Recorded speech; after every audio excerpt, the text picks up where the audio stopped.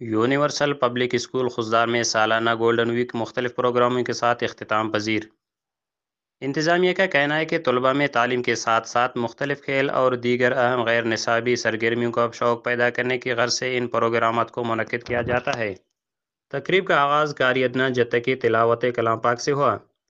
تقریب کے مہمان خاص سر نعمت اللہ الحسنی، ڈاکٹر سکندر ساسولی، GATI حضرت مولانا حماد اللہ حالجیوی یونٹ کے صدر حافظ عدنان احمد جتک، محمد یوسف عبدالحفیظ نے تقریب سے خطاب کرتے ہوئے طلباء کو تعلیمی اور غیر نصابی سرگرمیوں میں حصہ لینے کی اہمیت پر روشنی ڈالی۔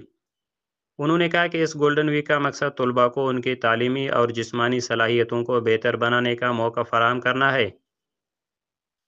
امپائرنگ کی ذمہ داری عمیر احمد خدرانی، سمیع اللہ عمرانی، طارق خدرانی، جبکہ کمیٹی کی ذمہ داری شاکر احمد نے سر انجام دی۔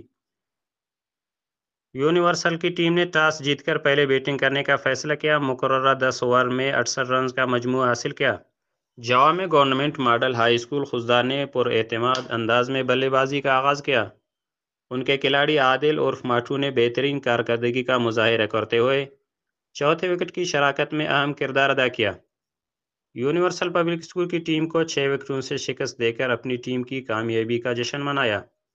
یہ دلچسپ مقابلہ دیکھ کر طلباء شائقین کی دلچسپی مزید بڑھ گئی اور وہ گولڈن ویک کے آئندہ مقابلوں کا بھی بے صبری سے انتظار کر رہے ہیں۔ فائنل میچ کے اختتام پر director universal public school Sonji Khuzdar کے ڈائریکٹر محمد اسحاق حقانی نے دونوں ٹیموں کو مبارکباد دی اور کہا کہ کھیلوں میں حصہ لینے سے بچوں میں نظم و ضبط اور ٹیم ورک کی صلاحیتیں پروان چڑھتی ہے۔ ٹورنامنٹ کمیٹی کی طرف سے ونر اور رنر ٹیموں میں کپ تقسیم کی گئی۔ رپورٹ یحییٰ مردوئی، نمائندہ خصوصی، تشریح نیوز، خضدار۔ شکریہ۔